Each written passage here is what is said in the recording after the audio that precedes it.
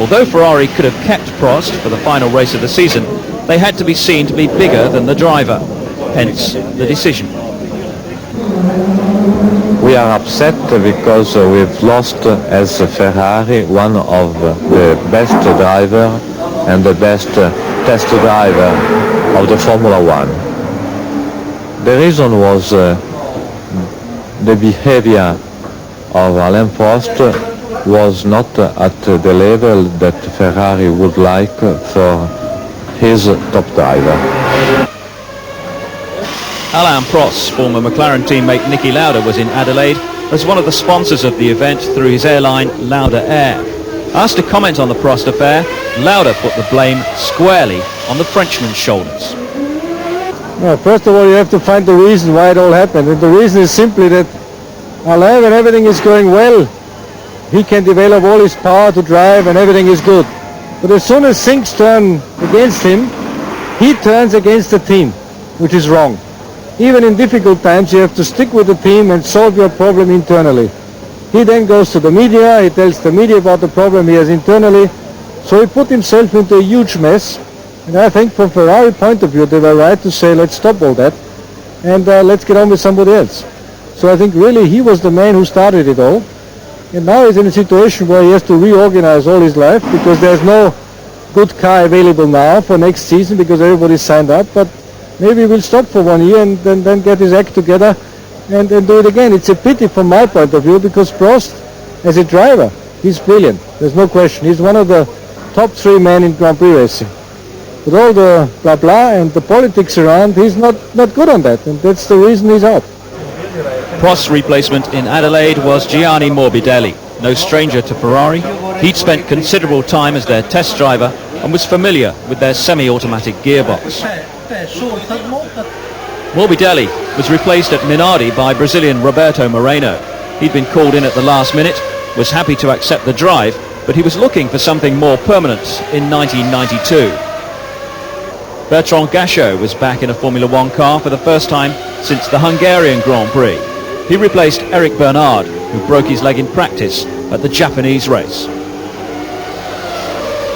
Speculation was also rife about the future of one of Formula One's oldest teams, Tyrrell. They'd entered the season as one of the teams to watch out for, but a combination of factors, including the loss of key personnel, meant that they never reached their full potential. Honda will not be supplying them with engines for next year. Satoru Nakajima has retired. Stefano Modena has not had the option on his contract renewed, and some major sponsors will not be back with the team for 1992. There are reports in the press that Team Tyrrell is up for sale. The asking price, $9 million. Formula One newcomers Modena seem to be in dire financial straits. They can no longer afford the supply of Lamborghini engines, and without the facilities to develop a new chassis, it seems as though Adelaide could be their final race. Brabham will be back next year, albeit with a completely new look. Modena driver Eric van der Poel and Japanese Formula 3000 star Naoki Hattori will replace Martin Brundle, who signed with Benetton, and Mark Blundell, who's lost out as financial considerations play a key part in driver selection. I think it's getting a bit too, far down the line now that the drivers have to come in with so much money. It's just, it's impossible nearly, especially in England. We can't do it. I know we can't do it. It's a lot of money to find, but I think we should somehow try and get back to taking the drivers on merit and ability and, getting back to, I don't know, maybe the old days or something like that. At Adelaide's 4-day-long Streets Ahead festival, pre-qualifying takes place on the Thursday and at a civilised hour for a change. Brabham, Footwork, Coloni and Fondmetal are the teams involved. Martin Brundle, on his last appearance for Brabham before moving on, was again the pick of the small field.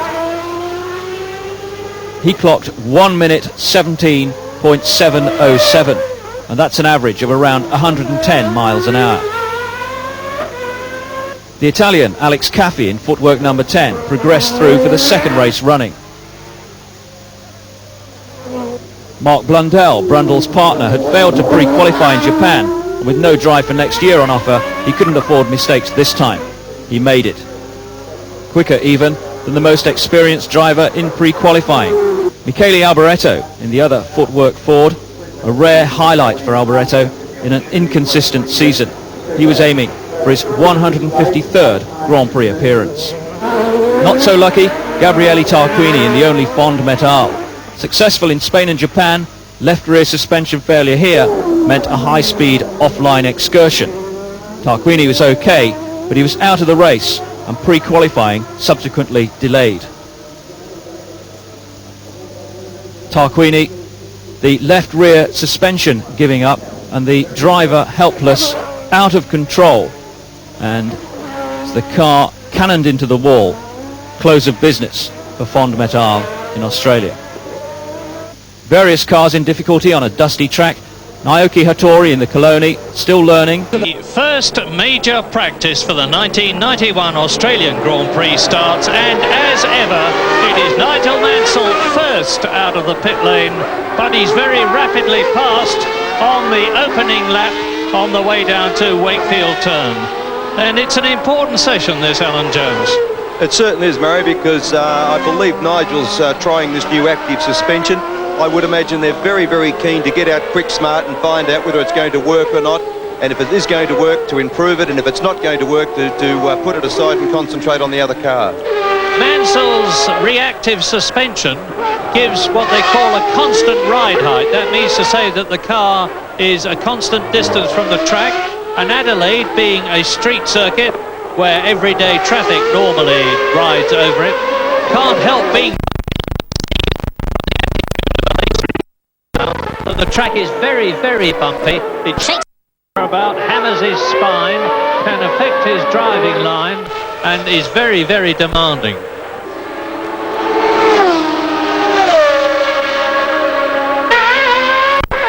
Ayrton Senna, number one, the world champion of 1991, 1990 and 1988, is pursuing Michele Alboreto, the Italian veteran, who is driving a footwork car. Hello, and off has gone Zanardi. Sandro Zanardi, the Italian. We're with Ayrton Senna now, coming out of Foster's hairpin and into the pit lane. I'd be saying he'd be coming in now for some minor aerodynamic adjustments, probably a new set of tyres, report to the engineer what the car's doing that he doesn't like it doing and what it's not doing that he'd like it to do. They make those small adjustments and then he'll go out for another run. That's Zanardi, a replay of him. I think it looks to me as though he went off at Paddock Turn, and he will have done the Jordan, the power of no good, I guess. 30 minutes of the 1.5 hour free time session at Adelaide on Friday have been completed, and off the course has gone Michael Schumacher in the Benetton Ford. He's gone off at East Terrace Bend. Off goes Nelson Piquet. This is not a Benetton day so far. Michael Schumacher went off with what both Alan Jones and I think was a mechanical problem.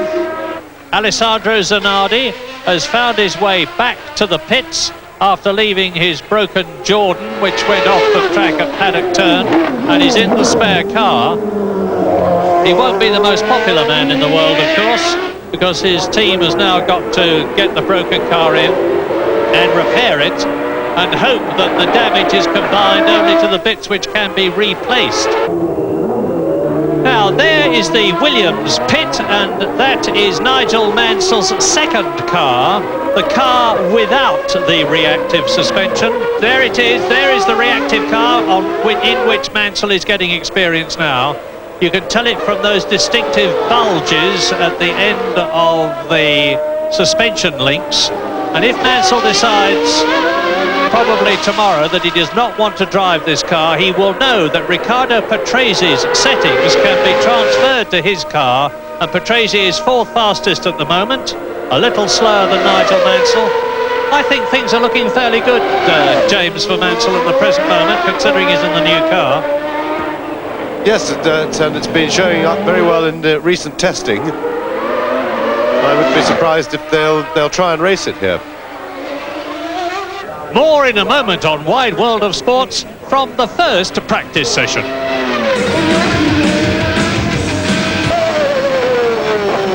Welcome back to practice for the Australian Grand Prix. on, it's prediction time. The fastest lap that we've had so far is Gerhard Berger. We have a bent front suspension there and a bent nose on Zanardi's car. Not a very good day for Zanardi. He's already taken one Jordan into the wall and destroyed at least the suspension on the right side. But you can see that he's done the right front suspension a power of no good. The wheel is right off the ground, and that's what's making everything drag along, because the car is totally out of balance now. Yeah, well, now we're going to see a replay of what exactly happened, and didn't make it through the S there. And yes, they're not designed to do that, really. That sort of rallycross effort. Quite spectacular, though. Good fun. No, I was just saying it's prediction time. The fastest lap that we have so far is 1 minute 16.7 in round figures. How about hazarding a guess at what the fastest time will be at the end of this session? Well, they'll be putting qualifiers on at the end of this session, no doubt. Have a bit of a dry run, I guess. Be down, well, where are we? It's in the 14s, I would have thought, mid to low 14s. Now you're looking at the end of the pit lane, the exit of the pit lane, with Nigel Mansell coming out in the normally suspended Williams.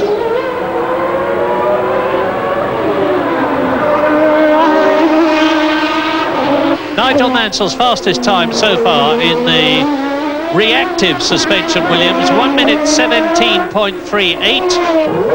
Now Ayrton Senna, it is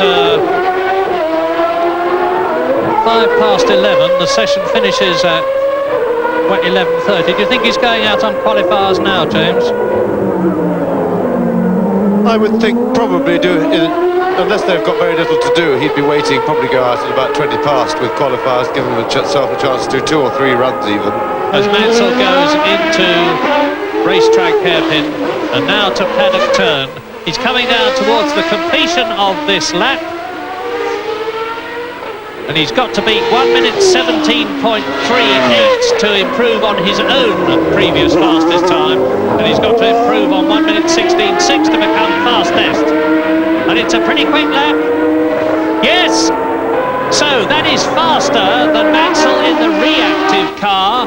And it takes him with 1 minute 16.977 closer to Senna in second place. He's still third fastest. And Wendlinger, who bent his Leighton House Ilmore car earlier on, is trying to make up for lost time here, finding his way round Adelaide, first time here.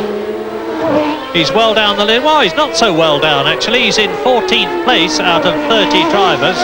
And considering it's the first time he has been here, and it's only the second time he's driven a Grand Prix car on a Grand Prix circuit in racing conditions. Ah, no! Off goes Wendlinger. He must have been listening to me, because over the curb he goes and straight into the tar wall.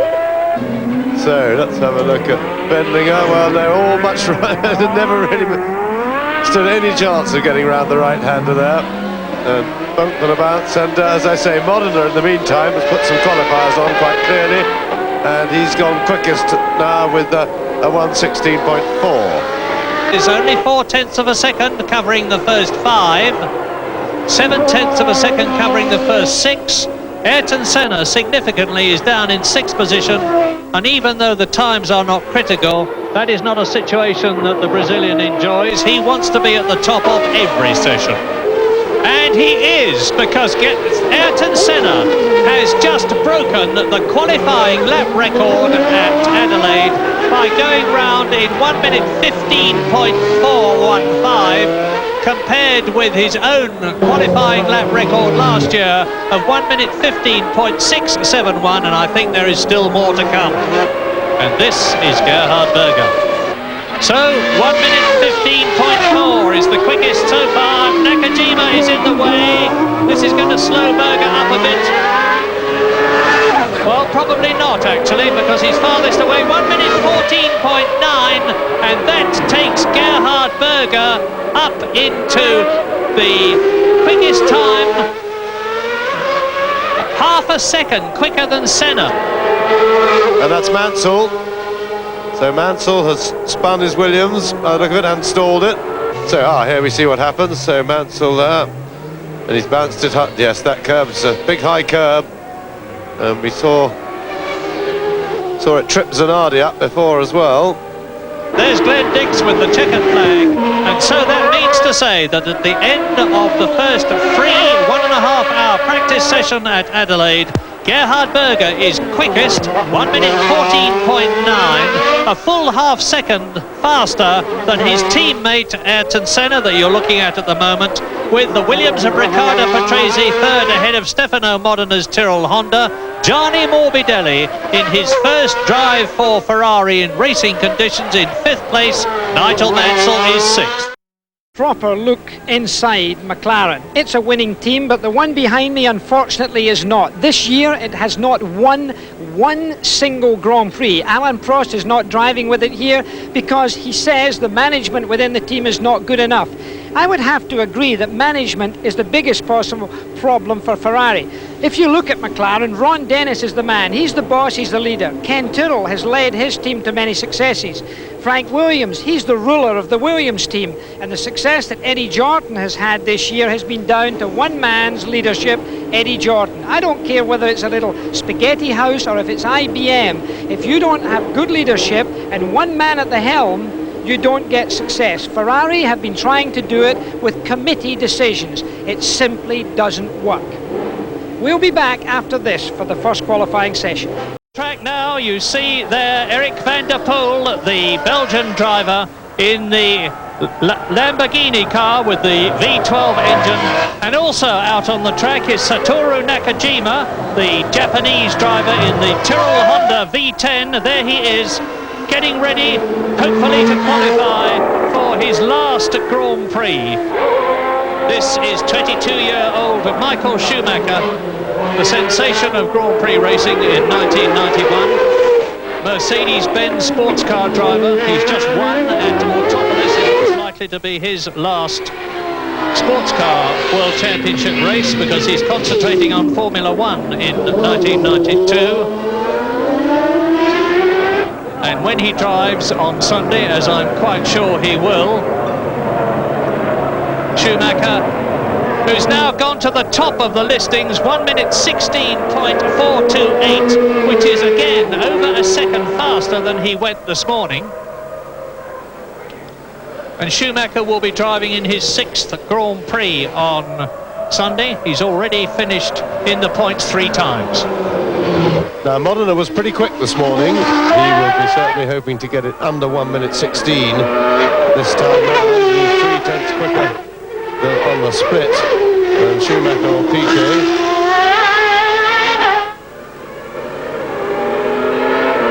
And this is a very important corner onto the Brabham Straight. Vital to get that quick flick absolutely right. And of course that governs your speed all the way down the long straight. Now onto the brakes, racetrack hairpin.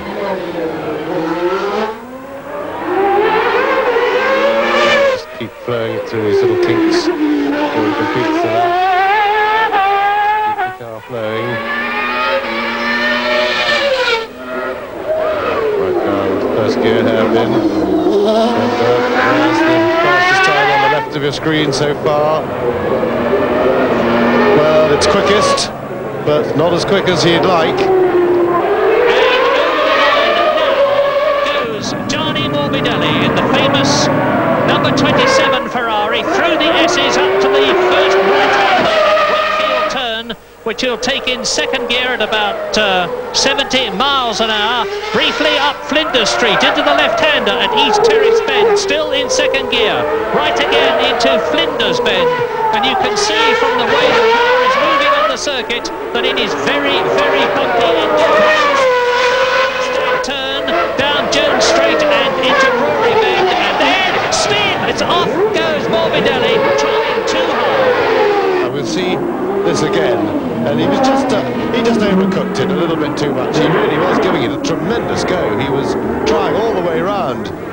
Right, over the line goes Michael Schumacher, trying to improve on 1 minute 16.428, which is second fastest at the present moment as we come up to the 25th minute of this 60-minute practice session with Ayrton Senna, Gerhard Berger, Nigel Mansell and Riccardo Patrese still to go out at all. And as I talk to you, I see Nigel Mansell. As you look at Michael Schumacher, Mansell is exiting the pit lane. But this is the lap to watch, because Michael Schumacher, as you can see on the split, is faster than Stefano Modena time of 1 minute 16.253, which is fastest so far.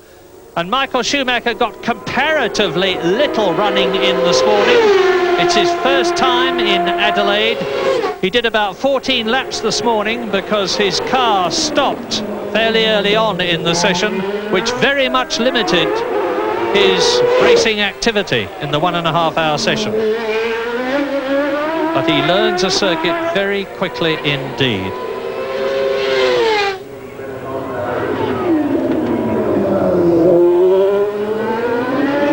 There's the fastest time so far on the left. It looks to me as though he's going to handsomely beat it, and he has, to the top of the listings in this first hour session. 25 minutes completed. Michael Schumacher, 1:15.8, which would have made him third fastest this morning. It's like a goodish lap for Mansell. No, it's not good enough. Oh, the red flag. We got a red flag. So that's bad luck on Mansell because his qualifiers are gone. And a red flag out. The red flag has gone out because Johnny Herbert spins off the circuit. Aguri Suzuki in the Lola has already spun, and I believe that is the reason why the practice session has been stopped. Here it is, there's Suzuki going off, and you can see that was at the S's, and it was a very, very heavy one indeed. Completely shattered the rear suspension, ripped off the front suspension and the nose cone. He gets out of the car, runs out of vision, and down he goes to be surrounded subsequently by the medicos that you see there. And what the medical people are naturally, sensibly doing is stabilising whatever Suzuki's condition is, doing the utmost that they can for him while he is lying there before they remove him from the circuit. There is no problem about medical facilities here. Of course, he's within minutes of fine hospitalisation in Adelaide itself. Here's Alan Jones with an update on Team LaRousse. Thanks very much, Mario. I'm down here outside the LaRousse garage. I've just talked to Michel Tetu, the team manager. The good news is that Suzuki is okay, and the news on the car, it's looking fairly positive. It means a big night for them, but so far no delaminations in the monocoque, so it looks like mainly suspension damage, and they're going to give it their best to get it ready for tomorrow. So that's fairly good news. Back to you, Murray. And that is indeed very good news, because it was a very, very heavy blow that the Lola car and Aguri Suzuki took. Best lap for Senna. He's got a slow car ahead of him as well, but he'll pass him on the straight. That looks like one of the Tyrrells, probably Stefano Modena. Have a look as he goes over the line. 15.5, well, it is quickest. So Ayrton Senna goes to the top of the leaderboard, but I'm sure that won't last at the end of the session. So Ayrton Senna, 1:15.550, and that is the time for the others to shoot at. More of the first qualifying session in a moment on Wide World of Sports.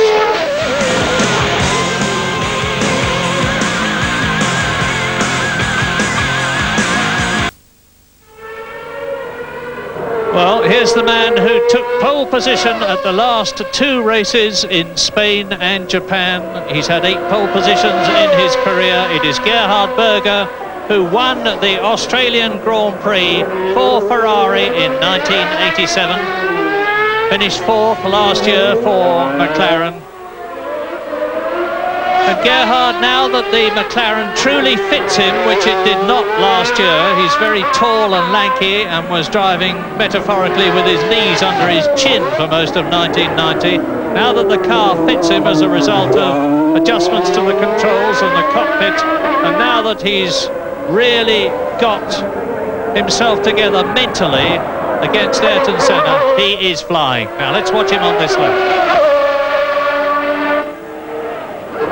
Wakefield turn. East Terrace bend. Linders, the right-hander. Now up past the fruit market. And you can see that he is under the split time of Ayrton Senna, fastest so far, 1 minute 15.5. All this is very bad news for the Williams team, because Nigel Mansell, with Patrese yet to go out, is only 4th fastest. Senna is quickest. Patrese is out on the track now. Michael Schumacher is 2nd quickest. Stefano Modena is 3rd fastest. Nigel Mansell is 4th. Gerhard Berger going for the fastest lap so far, with 23 minutes of the 60-minute session left, as he comes up to one of the Jordans and passes it. He wasn't interrupted at all there. Berger out of the lap, and across the line he goes. That is the fastest so far, 1 minute 15.262, 3/10 of a second faster than Senna. And at the present moment then, with about 20 minutes left to go, once again it is a front row dominated by and occupied by McLaren Hondas. Riccardo Patrese coming through in the Williams Renault, and he has gone up to 3rd fastest, and he is 1/10 of a second slower than Senna, 4/10 of a second slower than Berger. But Nigel Mansell is out on his 2nd set of Goodyear qualifying tyres, using the softest possible compound to give him the maximum possible grip. Mansell under the fastest time so far on the split, 2/10 of a second. This looks like a really good one. Yes, this is a 25.6 at the split. Anything under 26 dead is pretty good, and this is 4/10 under it. So Mansell comfortably the quickest so far on the first half of the lap. 3rd of the lap, I should say.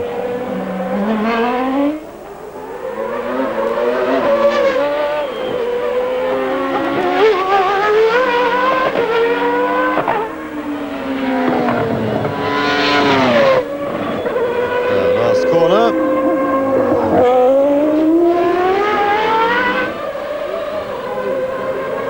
Good, it is indeed, and that's pole position, provisional pole for Nigel Mansell. First one under 1:15 in anger. Berger did a 14.9 this morning, but this is quicker. That is it. Ayrton Senna has seen the gauntlet thrown down by Nigel Mansell, is accepting the challenge. On goes his helmet. And that looks like a very bent Dallara. JJ Leto is the driver, and he's obviously clouted the wall somewhere. He's parking up behind one of the footwork cars. I don't know whether it's Alex Caffey's or Michele Alboretto's. Yes, and I think that looks like a stopped session. No, the flags are not out. The red flag isn't out. There's a replay of JJ Leto spinning off, and significantly it's at exactly the same place where Morbidelli went off and where Nigel Mansell went off in the wet 1989 race. Now, there are people who say on the first qualifying session, never mind because we've got tomorrow. Well, that's not really relevant, because it might rain tonight, anything might happen, and they want to put up a quick time, especially Gianni Morbidelli, number 27, in his first drive for Ferrari in race conditions. He's been their test driver for 2 years. He's just moved up to 6th on the grid, but most importantly, Ayrton Senna, 3rd on the grid at the moment, is about to exit the pit lane. And we are off on a flyer. So Senna much the quickest on the first third of the lap. He's got a good run onto the main straight, and this looks as if Mansell's time of quite right, there's not a lot he can do about that. And Mansell's used both his sets for today. That was a pretty devastating lap by Ayrton Senna. Berger still has another set to attack that with, and so does Riccardo Patrese. We'll be back in a moment for all the action of the first qualifying session on Nine's Wide World of Sports.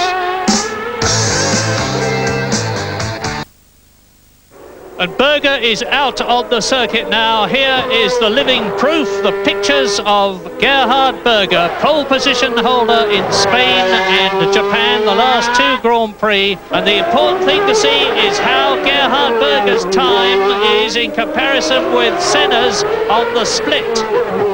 You'll see the numbers come up on the left of that figure too. There is the time he's going for, 25.228. And he's just 0.2 of a second over it. 0.2 of a second isn't much. He's coming up to Patrese now.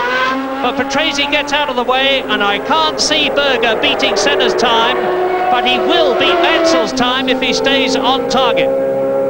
Yes, he was very, very close to Mansell at the split, just fractionally quicker, about a tenth quicker. And that depends, though, on how well his qualifiers hold up around the end of the lap. He's thrown the car about pretty violently in the first part of the lap. And he's got traffic ahead. He'll be hoping that was an arrows.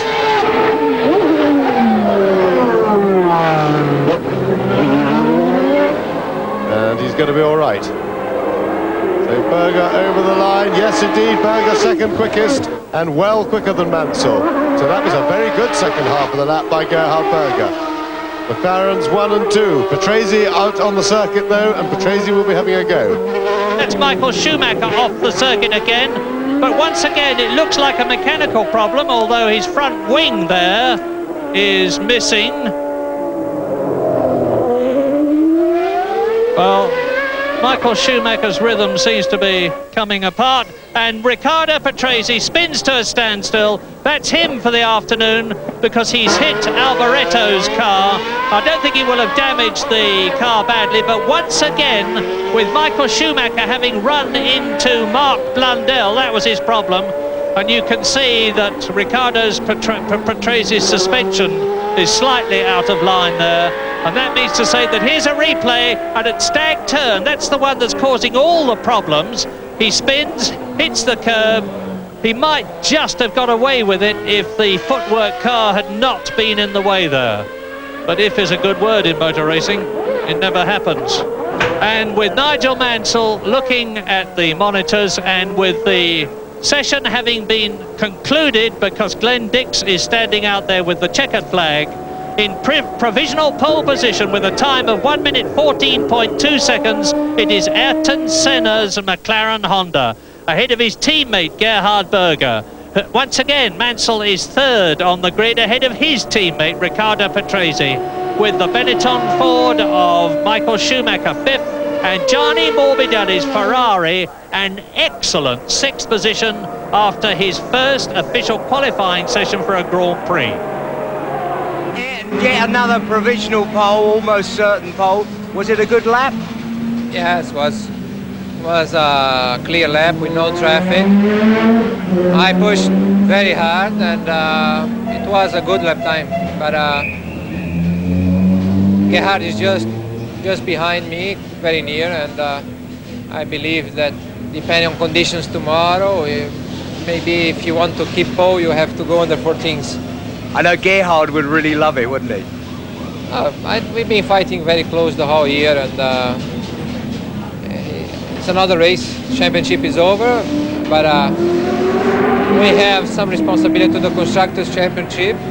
But at the same time, we can allow a little bit of more push, both because the Driver Championship is over. Gerhard, second fastest. Any problems? No, not really. I had a good lap. The car was good.